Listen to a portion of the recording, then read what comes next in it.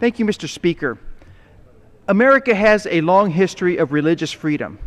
In the 17th century, colonists fled to what would become the United States of America in search of religious freedom. In 1789, Congress drafted the First Amendment, ensuring the right to free exercise of religion. Throughout the 20th century, the Supreme Court has repeatedly upheld the rights of individuals to practice their religion according to the dictates of their own conscience.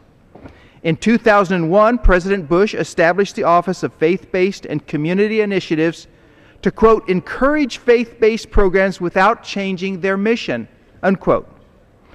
But today, the Obama administration's policies threaten that fundamental freedom.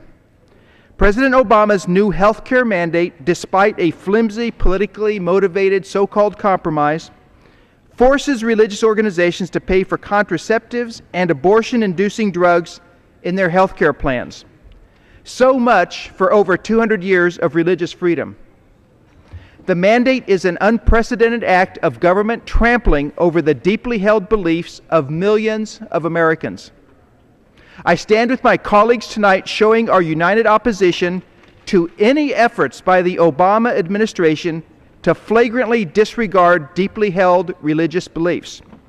I am a co-sponsor of the Respect for Rights of Conscience Act, introduced by Representative Jeff Fortenberry of Nebraska, which would protect the rights of conscience for faith-based organizations and leave federal law where it was before the President's divisive health care plan was passed.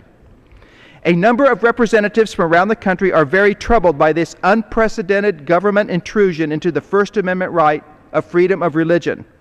We are going to take the next 60 minutes to explore just how wrong this decision was, how meaningless the so-called compromise is, and how vital to our country freedom of religion is today. For your leadership in holding this discussion tonight. This is a very important discussion because it is about a fundamental American principle.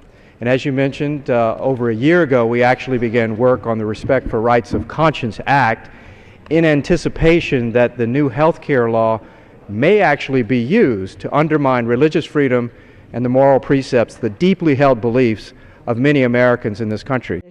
I stand here tonight as a healthcare professional, someone who is so vitally aware of the importance of conscience and the protection of conscience rights.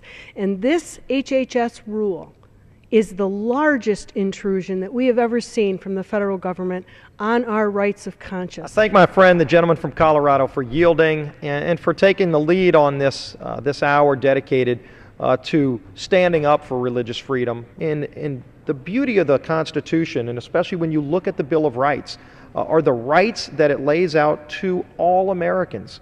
And when you read that First Amendment, there's a reason that the freedom of religion is the First Amendment placed in the Bill of Rights, because our founders believed it was a right that was handed down to us from God through our founding fathers, and that it was given to all American citizens. And yet the President came out with this ruling and he says, well, we'll tailor a little exemption just for places of worship. The President's rule, finalized last Friday in its unchanged form, as we just heard, violates the individual rights to religious freedom that every American shares. And so he takes policy that is horrible policy that is against our First Amendment, policy that restricts our free speech, restricts our freedom of religion, and puts an onerous burden on people not to be able to choose what they want, but what this administration wants. And he says, you know what, let me take what I just told you, put it in a little different box, a little different color paper, and put a little different bow around it,